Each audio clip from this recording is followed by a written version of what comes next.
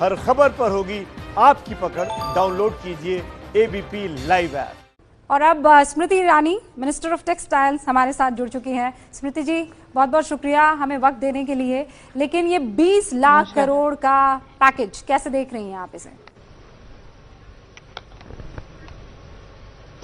एक मानवीय पैकेज जो भारत का रीसेट बटन दबाता है ताकि भारत आत्मनिर्भर बने, एक सशक्त इकोनॉमी के रूप में एक महामारी जिससे पूरा विश्व ग्रस्त है उसमें पैनिक से अपॉर्चुनिटी के सफर को प्रमाणित करता हुआ ये पैकेज है। और अब तक सरकार के जो प्रयास है, मेरा यही दृष्टिकोण है इसके बारे में। स्मृति जी, कपड़ा मंत्रालय को क्या उम्मीदें हैं और आपको क्या लगता है आत्मनिर्भर भारत में आपकी टेक्सटाइल मिनिस्ट्री कितना योगदान देने वाली है और कहां आप हिंदुस्तान को देखती हैं? माननीय प्रधानमंत्री जी ने कल अपने राष्ट्रीय उद्बोधन में पीपीई किट्स के बारे में उल्लेख किया था। और रूबिका जी, उन्होंने जो कहा आज मैं उसे दोहराना चाहती हूँ। एक हिंदुस्तानी के नाते इस बात का निश्चित गर्व कर सकती हूँ कि 1 मार्च तक हमारे देश में पीपीई किट्स नहीं बनाए जाते थे। और उसका कारण ये था कि जो मूलभूत सुविधा थी उसको बनाने की या जो टेक्निक थी उसके संदर्भ में विशेषता हम लोग इंपोर्ट्स पर ही ध्यान देते थे। जब विपदा आती है तो लोग अपने घरेलू स्ट्रेंथ्स के ऊपर ध्यान देते हैं और वही बात पीपीई किट्स के लिए हुई जो एक टेक्निकल टेक्सटाइल का हिस्सा है। ये अलग बात है कि माननीय प्रधानमंत्री जी ने 1 फरवरी को बजट के माध्यम से राष्ट्र में पहली बार एक नेशनल टेक्निकल टेक्सटाइल मिशन की घोषणा की, जिसके लिए 1480 करोड़ का उन्होंने आवंटन करवाया। लेकिन 1 मार्च में जब एक लॉकडाउन की स्थिति की ओर हम सब बढ़ रहे थे, ऐसे में इंडस्ट्री का ना होना, और आज मैं जब आपसे बात कर रही हूं रूबिका जी, कल प्रधानमंत्री जी का उद्बोधन में यह उल्लेख हुआ कि 2 लाख पीपीई किट्स बन रहे हैं देश में प्रतिदिन। आज वो आंकड़ा 3 लाख को पार कर चुका है। तो वो देश जो लॉकडाउन में था 25 मार्च से लेके वो बिना किसी कंपनी को आज लॉकडाउन की परिस्थिति में 200 कंपनीज खड़ी हो जाती हैं, वो हिंदुस्तान की काबिलियत को प्रमाणित करती हैं। और उसी में आत्मनिर्भर भारत का भविष्य प्रधानमंत्री ने हम सबको कल दिखाया। तो जब आप बात करती हैं कि हम टेक्सटाइल की दृष्टि से इस पैकेज को कैसे देखते हैं, जी जी पूरी कीजिए अपनी बात। 80% टेक्सटाइल का सेक्टर एमएसएमई है। तो जो 45 लाख एमएसएमई यूनिट्स को समर्थन की बात आज वित्त मंत्री ने की, उस 45 लाख यूनिट में अगर आप मात्र ये माने कि 10 लोग काम करते हैं, तो आज जो 3 लाख करोड़ की बैंक गारंटी की सरकार ने घोषणा की, इसका मतलब लगभग 4.5 करोड़ लोगों की नौकरी को सुरक्षित करने का ये ऐलान है। दूसरा, एमएसएमई की डेफिनेशन को, परिभाषा को आज बदलने का उल्लेख किया वित्त मंत्री ने। पहले जब इन्वेस्टमेंट की दृष्टि से एमएसएमई को देखा जाता था तो प्लांट और मशीनरी तक उस इन्वेस्टमेंट को देखा जाता था। अब जो रीडेफिनेशन की वित्त मंत्री जी ने बात की है उसमें इंटायर इन्वेस्टमेंट को देखा जाएगा।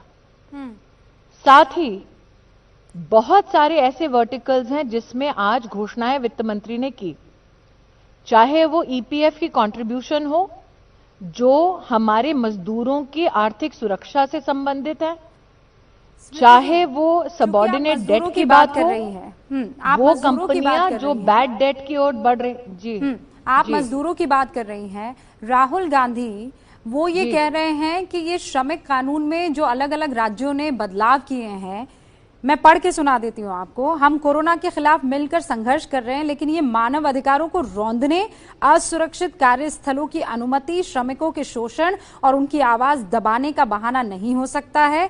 यानी ये जो श्रम कानून में संशोधन हुआ है, इन मूलभूत सिद्धांतों पर कोई समझौता नहीं हो सकता। राहुल गांधी कह रहे हैं कि आप उनकी आवाज दबाने का काम कर रहे हैं।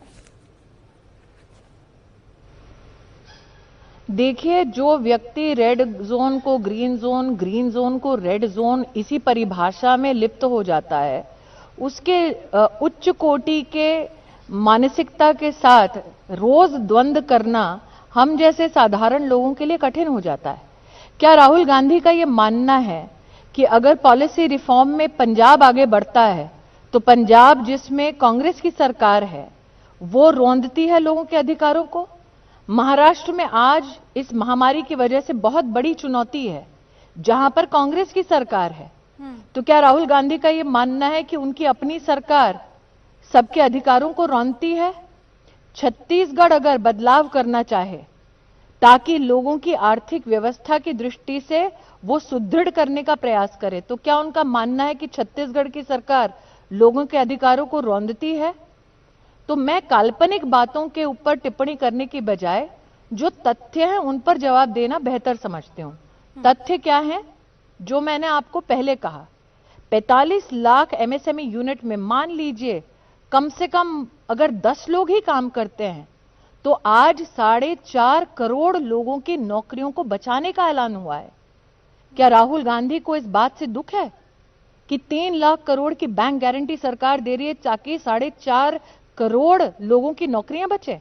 चिदम्बरम ये कह रहे हैं स्मृति ईरानी जी कि आज वित्त मंत्री ने फिस्कल स्टिमुलस पैकेज नहीं है जी, ये कर्ज मुहैया करा रहे हैं।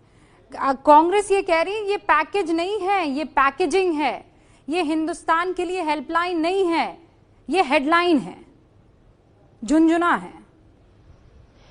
देखिए, जिन लोगों ने हिंदुस्तान की अर्थव्यवस्था को अपने तिजोरियां भरने, अपने लिए एक लाइफलाइन बनाया था, आज उनको निश्चित रूप से कष्ट होगा। और ये मैं रिटोरिक के संदर्भ में नहीं बोल रही हूं। 2008-9 में जब यूपीए की सरकार ने पैकेज घोषित किया तो क्या एंड कंज्यूमर तक उसकी व्यवस्था का कहीं ना कहीं लाभ पहुंचे, उसकी कहीं भी परिभाषा आपको दिखी? आज जो मैं डिस्कॉम की बात करती हूं, 90,000 करोड़ के पैकेज की उसमें बात करती हूं, तो अगर आप उसका फाइन प्रिंट पढ़ें तो उसमें लिखा हुआ है कि जो एंड कंज्यूमर है उसकी फिक्स चार्जेस में रियायत ये डिस्कॉम कंपनियां देंगी अगर वो सरकार से रिलीफ पाती हैं। तो अगर आज कंज्यूमर को इस पैकेज से राहत मिलती है तो चिदम्बरम जी को उससे क्यों तकलीफ है? वो ये कह रहे हैं कि आपने वादा किया था राहत देने का, कर्ज देने का नहीं। ये भी कहा जा रहा है कि 20 लाख करोड़ में 10 लाख करोड़ के ऊपर तो पहले से ही आवंटित किए जा चुके हैं, उसको आज कोविड-19 के राहत पैकेज से जोड़कर कैसे देखा जा सकता है? रूबिका जी, बिल्कुल नहीं। अगर मैं पीपीई का आपको एक उदाहरण बताती हूं। पीपीई की आज इंडस्ट्री 7,800 करोड़ की इंडस्ट्री हो गई है मात्र 1.5 महीने में, और उसमें सरकार की 1 भी रुपए की सब्सिडी नहीं गई है। लेकिन आज जो घोषणा हुई है 3 लाख करोड़ की बैंक गारंटी की, जब तक वो राहत एमएसएमई यूनिट को नहीं पहुंचेगी तब तक उस राहत का लाभ उस मजदूर को या उस एम्प्लॉय को कैसे होगा? आज एमएसएमई की डेफिनेशन को बदलना और सूक्ष्म उद्योग के ऊपर, सूक्ष्म मतलब तहसील लेवल की इकोनॉमी में जो अपना योगदान देते हैं, उस संदर्भ में अगर वित्त मंत्री घोषणा करती हैं तो कांग्रेस पार्टी के इस नेता को तो खुशी होनी चाहिए। आप अगर जो वित्त मंत्री ने आज उल्लेख किया उसमें एक छंद पढ़ें, हमारी सरकार ने इन 3 महीनों के लिए 80 करोड़ लोगों को अनाज मुहैया करवाया जी। 20 करोड़ महिलाओं को उनके बैंक के खाते में 500 रुपए ट्रांसफर किए 3 महीने के लिए। मैं महिला बाल विकास मंत्रालय के माध्यम से कह सकती हूं रूबिका जी, लॉकडाउन के पीरियड में गर्भवती महिलाएं नई बेनिफिशियरी 4.5 लाख हमने सम्मिलित किए हैं सिस्टम में। आंगनवाड़ी की हमारी बहनें, फ्रंटलाइन वर्कर्स जिन्हें कहा जाता है, लॉकडाउन के पीरियड में घर घर जाकर, और आज हर राज्य से जो कांग्रेस शासित है उनसे भी आंकड़ा है हमारे पास, लगभग 9 करोड़ परिवारों तक अपार्ट फ्रॉम जो राशन जिसको उल्लेखित किया है वित्त मंत्री ने, टेक होम राशन 9 करोड़ गर्भवती महिलाओं के घर तक या लैक्टेटिंग मदर्स के घर तक आंगनवाड़ी की बहनों ने पहुंचाया है।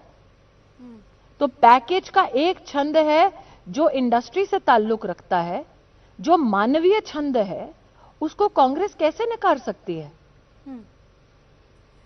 स्मृति ईरानी जी, आप ये कह रही हैं कि आपने इन तमाम लोगों तक सेवाएं जो हैं पहुंचाई हैं, या ये आपका फर्ज था, कर्तव्य था, या आपको करना चाहिए था, लेकिन वो तमाम मजदूर जो पलायन करने पर मजबूर हैं, वो तमाम लोग जो चाहते हैं कि सरकारें उनको मदद करें, लेकिन नहीं हो पा रही है, इसकी जवाबदेही किसकी है? कौन ये जिम्मेदारी लेगा? ये तस्वीरें कोई नहीं भूल सकता है कि मजदूर सब मुझे कुछ लगता छोड़ है छाड़ के रूबिका वहां जी, पहुंचे। सरकारें रूबिका जी, जैसा कि नितिन गडकरी जी ने अपने इंटरव्यू में आपसे कहा, आज जिस आर्थिक व्यवस्था को हम लोग रिसर्जेंस की दृष्टि से या एक नए तरीके से उसको सशक्त करने का प्रयास कर रहे हैं, हमने किस प्रकार से इंडस्ट्रियल क्लस्टर्स को डेवलप होते देखा है। एमएसएमई का ये जो पैकेज है, मजदूर क्यों जाता है अपना गांव छोड़कर शहर में? वो जाता है नौकरी की तलाश में, पैसे की तलाश में, अपॉर्चुनिटी की तलाश में। आज का जो पैकेज है वो कहता है कि हम आपके गांव में आपकी व्यवस्थाओं को सुदृढ़ करेंगे ताकि नौकरियों का जो सबसे ज्यादा आपको मौका मिले आपके आसपास मिले। एमएसएमई में फूड प्रोसेसिंग, एग्रो प्रोसेसिंग, ये सब उसका हिस्सा है। तो अगर हमें इन सब विषयों को सशक्त करना है तो इस प्रकार की घोषणा का स्वागत होना चाहिए। और शायद इसीलिए क्या आप घोषणा रीसेट इस दृष्टि से बटन हुई शब्द का है इस्तेमाल कि कर सिर्फ रहे भारतीय हैं? जनता पार्टी शासित राज्यों में होगी? इसीलिए आप रीसेट बटन का इस्तेमाल कर रही हैं कि वो रीसेट बटन है, ये जो 20 लाख करोड़ का पैकेज जो है रीसेट जी। स्मृति और जी, आज ये भी सत्य है, हाँ मेरे पास रूबिका जी, ये भी सत्य है कि जब ये महामारी आई, हाँ जब इस महामारी ने हिंदुस्तान में दस्तक दी, तब लॉकडाउन सभी के साथ परिचर्चा का परिणाम हुआ। उसमें कांग्रेस शासित राज्य भी समर्थक थे। ओके। श्रमिक ट्रेन जब चली तो प्रधानमंत्री जी गत 6 वर्षों से कोऑपरेटिव फेडरलिज्म की बात कर रहे हैं, तो अमेठी लुधियाना से ट्रेन आई, हमने बात की डीएम से वहां पे। ओके तो स्मृति जी, अगर हम क्योंकि राजनीतिकरण मुझे ही करते रहेंगे तो राष्ट्रहित और जी, क्योंकि वक्त इतनी ही इजाजत दे रहा है स्मृति जी, मैं आगे भी आपका वक्त चाहूंगी, इस पर जरा और चर्चा होनी चाहिए और गहन चर्चा होनी चाहिए।